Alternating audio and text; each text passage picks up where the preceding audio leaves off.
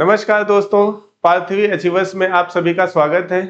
दोस्तों, जो मैंने सीरीज आपके लिए PYQs दरोगा सीरीज UPSI के लिए शुरू किया है, उसमें आज मेरी ये 5वीं क्लास है और इस क्लास में आपके लिए कुछ बेस्ट मटेरियल जो पीछे एग्जाम में पूछे गए हैं और आगे आने वाले एग्जाम में UPSI में पूछा जाएगा। तो इन क्वेश्चंस को करने का जो बेस्ट तरीका हो सकता है, मैं आपसे उसकी चर्चा करूंगा। तो आज की क्लास शुरू करते हैं हम। ठीक है भाई। तो आज की क्लास का जो सवाल है वो कुछ इस प्रकार से है। ठीक है, देख लीजिए आप। देखो, दिख रहा है ना भाई? एक मिनट, चलो देखो क्या है क्वेश्चन। एक व्यापारी अपनी वस्तुओं को इस प्रकार से अंकित करता है कि 25% की छूट देने के बाद भी वह 10% का लाभ प्राप्त करता है। 21,300 रुपए क्रय मूल्य वाली वस्तु CP के बारे में बता दिया गया और MRP पूछा गया है। जो MRP और CP का जो रेशियो मेथड है कुछ इस प्रकार से है। देखो, हमने आपको बता रखा है लेकिन फिर भी एक बार समझ लीजिए। MRP का जो CP से रेशियो होता है वो क्या होता है? 100 plus profit percent upon 100 minus discount percent. ठीक है भाई। तो देखो क्या है, क्वेश्चन में 25% का डिस्काउंट दिया गया है और बाद में 10% का प्रॉफिट भी लिया गया है। तो हम इसको सॉल्व कर सकते हैं। जो मार्केट प्राइस है वो बताना है और कॉस्ट प्राइस 21,300 दिया हुआ है, इक्वल टू प्रॉफिट कितना है 10% का, तो आप इसको लिख सकते हैं 110%, अपॉन डिस्काउंट कितना है 25% का। तो अगर 100 पे 25% का डिस्काउंट देगा तो कितना हो जाएगा? 75%। ये परसेंट परसेंट कट जाएगा और यहां से जो कटने वाली चीजें हैं उनको काट लेते हैं। देखो भाई, इसको काटें तो ये कट जाएगा, 3 बार में जाएगा, 25 या 75 और ये कटेगा 3 सते 21, 3 एकम 3 और इस 100 को हम तोड़ करके लिख सकते हैं गुणे 100 और ये कट जाएगा 25 चौको 100। ठीक है भाई। अब ये जो मार्केट प्राइस है इसका जो वैल्यू है ये इधर जाकर के मल्टीप्लाई हो जाएगा, तो 110 गुणा 71 इंटू 4, तो इसका मल्टीप्लाई कर लेंगे और यही हमारा सोल्यूशन हो जाएगा। तो यहां से यूनिट डिजिट से तो ये क्वेश्चन होगा नहीं, तो इसको पूरा मल्टीप्लाई ही कर सकते हैं। ठीक है भाई। तो इसको मल्टीप्लाई करेंगे, क्या हो जाएगा? 0 इंटू 4, 0 32 को 2 हासिल 3, 4 7 28 3 31, 31,240, 31,240 आपका आंसर हो जाएगा, ऑप्शन नंबर फर्स्ट। ठीक है भाई, समझ में आया? चलो अच्छी बात है। अगले क्वेश्चन में आते हैं। अगला क्वेश्चन क्या है? नाव और धारा का ये क्वेश्चन है जिसमें कहा गया है 60 घंटे 60 आवर्स में धारा के प्रतिकूल। धारा के प्रतिकूल का मतलब समझते हैं ना आप लोग? जिस दिशा में धारा बह रही है नाव उसके विपरीत चल रही है, यानी हम इसे कह सकते हैं कि x minus y equal to कितना डिस्टेंस चल रही है? 300 किलोमीटर। कितने घंटे में चल रही है? 60 घंटे में। तो इसको सॉल्व करेंगे तो ये हो जाएगा 6 25 30, यानी कि इसकी जो स्पीड हो जाएगी 5 किलोमीटर पर आवर। और दूसरा क्या दिया हुआ है? धारा के अनुकूल 540 किलोमीटर दूरी तय करती है, ये भी 60 घंटे में तय करती है। तो जब धारा के अनुकूल का मतलब है जो जिस दिशा में धारा बहती है उसी दिशा में नाव भी चल रही है, तो आप कह सकते हो कि x प्लस वाई धारा की दिशा में चाल होती है, ये कितनी हो जाएगी? 540 बटे 60। काटेंगे इसको तो हो जाएगा 9 किलोमीटर पर आवर। ठीक है भाई। तो यहां से हमें क्या बताना? स्थिर जल में नाव की चाल। स्थिर जल में नाव की चाल क्या होती है भाई? x होती है। अब दो इक्वेशन आपके पास है, एक है x माइनस वाई, एक है x प्लस वाई। जब दो इक्वेशन के बारे में दिया हो और हमें पॉजिटिव नंबर चाहिए, जो x है, x चाहिए, तो दोनों नंबरों को जोड़ करके डिवाइड कर देंगे, यानी 9 प्लस 5 डिवाइड बाई 2 क्या हो जाएगा? 7। तो हमारी जो नाव की चाल हो जाएगी 7 kilometre per hour, option number third. ठीक है भाई। ठीक है, अगला सवाल है। अगले सवाल में क्या कहा गया है? उस अर्धगोले का, ठीक है, उस अर्धगोले का कुल पृष्ठीय क्षेत्रफल। अगर कुल पृष्ठीय क्षेत्रफल के बारे में कहा जाए, टोटल सरफेस एरिया, तो टोटल सरफेस एरिया क्या होता है भाई, आप जानते हो 4 पाई r स्क्वायर। यहाँ पर पाई का मान क्या लेना है, 3.14 वैल्यू रख देंगे, लेकिन यहाँ पर त्रिज्या भी बताई गई है, क्या है 51। ठीक है, रख देते हैं इसमें, तो ये हो जाएगा 4 गुणा 3.14 इंटू 51 इंटू 51, मल्टीप्लाई कर लेंगे, हमारा आंसर आ जाएगा। लेकिन आप मुझे एक बात बताइए, इतना मल्टीप्लाई करने से बेहतर है, क्या हम इसको और दूसरे तरीके से कर सकते हैं, तो बिल्कुल कह सकते हैं। इस 51 को मैं लिख सकता हूं 17 इंटू 3, तो ये भी हो जाएगा 17 इंटू 3। तो यहां से दो नंबर 3 और 3 मिल गया, 3 और 3 9 हो जाएगा, तो ऑप्शन वही होगा जो 9 से डिवाइड होगा। ऐसा भी हम लोग कर सकते हैं। तो 9 से डिवाइड करने की भाज्यता हम लोग जानते हैं क्या होती है, जो नंबर 9 से डिवाइड होता जाएगा उसको कैंसिल करते रहेंगे, जैसे 7 2 9, पूरा ये कट जाएगा, 5 1 6, 6 2 8, 8 4 12, ये संख्या नहीं कटेगी 9 से, तो ये आंसर नहीं होगा। आगे देख लेते हैं, 6 2 8 1 9, 5 4 9, 2 बच जाएगा, ये भी आंसर नहीं हो सकता। 5 4 2 6 1 7, 5 12, 12 5 17, 17 2 19, ये भी आंसर नहीं होगा।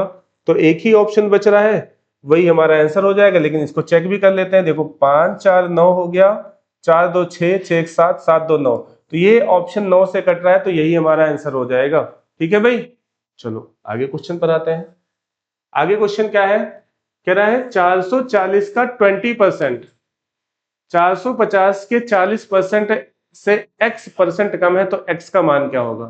तो भाई दो क्वांटिटी दे रखी है हमें, इसके बारे में बात करते हैं। 440 का 20%, 20%, और दूसरी इंफॉर्मेशन क्या दिया हुआ है, 550 का 40%। इसके बारे में अगर हम इन दोनों का रेशियो बना लें, इन दोनों क्वांटिटी का रेशियो बना लें, तो जो कटने वाला है अगर हम इसे काट दें तो देखते हैं, परसेंट से देखो 20% से ये 40% कट जाएगा 2 बार में, 0 से एक 0 कट जाएगा, ये 5 बार में जाएगा, और ये जाएगा 4 बार में। अभी और कट जाएगा, ये 2 बार से ये कट जाएगा। तो आप कहोगे जो पहली क्वांटिटी है वो 2 है, दूसरी क्वांटिटी 5 है, ये कितना कम है, तो आप कहोगे सर 3 कम है। किसमें कम है, 5 में कम है। परसेंट के लिए हम लोग 100 से गुणा कर देते हैं और परसेंट का चिन्ह लगा देते हैं, 20 25 100, तो आप कहोगे 20 या 60%। तो जो x का वैल्यू है वो कितना है, अगर हमने कहा x कम है तो x की वैल्यू कितनी हो जाएगी, 60%। Option number first. ठीक है भाई, चलिए अगले क्वेश्चन पर आते हैं। तो मेरे दोस्तों अगला क्वेश्चन क्या है हमारा, साधारण ब्याज, सिंपल इंटरेस्ट और कंपाउंड इंटरेस्ट। सिंपल इंटरेस्ट और कंपाउंड इंटरेस्ट का ये मिक्स क्वेश्चन है, जिसको लगाने का बेस्ट तरीका क्या है हम आपसे डिस्कस करेंगे। देखो कह रहा 4 वर्षों में यदि कोई धन 20% इंक्रीज हो जाता है, तो भाई क्योंकि सिंपल इंटरेस्ट से इंक्रीज होता है, तो 4 साल में अगर 20% हो रहा है तो 1 साल में कितना होगा भाई, आप कहोगे 5%। तो आपकी जो रेट है वो कितनी आ गई, 5%। समझे कि नहीं, फिर से समझिए। अगर 4 वर्षों में 20% हो रही है सिंपल इंटरेस्ट से, तो 1 साल में 5% होगी। क्यों, क्योंकि सिंपल इंटरेस्ट हर साल इक्वल होता है। तो आप कहोगे ठीक है, बिल्कुल सही बात है। अब इस मूलधन पर सीआई हमें निकालना है। 2 साल के लिए सीआई की बात अगर हमें निकालना है तो हमें पता है 2 साल के लिए ट्रिक क्या होती है, 2 1। 2 1 का मतलब है जो भी 2 है इसमें पहले साल का 5% निकाल लेंगे, तो इसमें इसका 5% निकालेंगे तो क्या हो जाएगा, 5 5 25, 5 5 25, तो इसका निकालेंगे तो ये हो जाएगा 25 और 25। अब इसका 5% अगर हम निकालें तो क्या हो जाएगा, यहाँ पे मल्टीप्लाई कर देंगे तो इसका 5% हो जाएगा। 5 5 25 के 5 हंसलाया 2, 5 10 2 12 के 2 हंसलाया 1, 5 5 25 1 26 का 6 हंसलाया 1, 5 2 ना 10 2 12, 10 1 11, बटे 100, बटे 100 का मतलब है 0.9, 2 5। इनको सॉल्व करेंगे तो ये हो जाएगा 50 50 126.25। ऐड कर देंगे तो ये हो जाएगा 0.25 6 5 2 7 1 5176.25। यही हमारा आंसर हो जाएगा। कौन से ऑप्शन में है? 5176, ऑप्शन नंबर सेकंड। ठीक है भैया, चलो आगे क्वेश्चन पे आते हैं। आगे क्वेश्चन क्या है? एक्स एक कार्य को 143 डेज में कर सकता है। उसने 59 डेज तक इस पर अकेले कार्य किया और शेष कार्य को वाई 84 डेज में पूरा करता है। उन दोनों द्वारा संपूर्ण कार्य को पूरा करने में, मतलब क्या है? मतलब एक्स उस पर पहले अकेले काम करता है, फिर बचे हुए काम को वाई भी करता है, वो भी कितने दिन में? 84 दिनों में। तो देखो जरा, हम देख लेते हैं। एक्स एक काम को करता है 143 डेज में, तो इसकी एफिशिएंसी कितनी हो जाएगी? एक। वो कितने दिनों तक करता है? 59 डेज तक करता है, तो यही उसका काम हो जाएगा। शेष काम कितना बचेगा? रिमेनिंग जो वर्क है वो कितना बचेगा? ये हाँ 84 रिमेनिंग वर्क बचेगा। और इस रिमेनिंग वर्क को ये वाई करता है कितने डेज में? 84 डेज में। तो इसकी एफिशिएंसी कितनी हो जाएगी? आप कहोगे एक।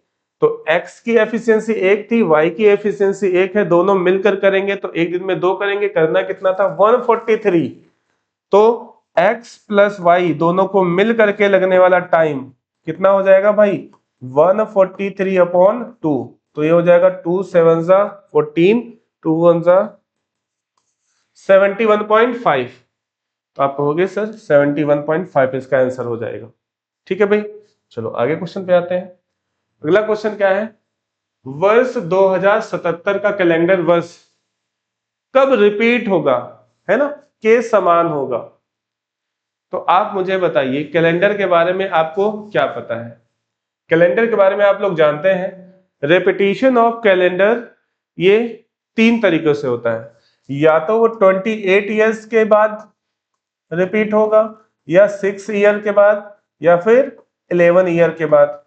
ये जो 28 ईयर्स वाला है ये किसके लिए है? लीप वर्ष के लिए, लीप ईयर। और ये जो 6 और 11 है ये सिंपल ईयर के लिए है। मतलब क्या है? जो भी वर्ष दिया हुआ है उसमें ये इनमें से कोई भी ऐड करके हम रिपीटेशन ऑफ कैलेंडर निकाल सकते हैं। लेकिन एक बात जान लीजिए, सिंपल ईयर का कैलेंडर सिंपल ईयर में ही रिपीट होगा। ठीक है भाई, तो देखो यानी कि ये अगर लीप वर्ष के लिए है, तो अगर लीप वर्ष है तो ये 28 तो जोड़ेंगे नहीं, तो या तो 6 जोड़ेंगे या तो 11। अगर हम इसमें 6 जोड़ देते हैं तो क्या हो जाएगा? 7 6 13 के 3 हासिल आया 1, 7 1 8, 20 83।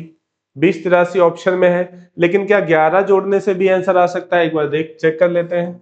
2077 में अगर 11 जोड़ देंगे तो ये हो जाएगा 88204, जो कि एक लीप वर्ष है, लीप ईयर है। लेकिन ये तो सिंपल ईयर है। मैंने अभी बताया सिंपल ईयर का कैलेंडर सिंपल ईयर में ही रिपीट होगा, यानी कि ये 11 तो नहीं हो सकता। आंसर क्या हो जाएगा? यही हो जाएगा 2083। ठीक है भाई, चलिए तो आज की क्लास आपको कैसी लगी आप जरूर कमेंट करके बताएं। Thank you.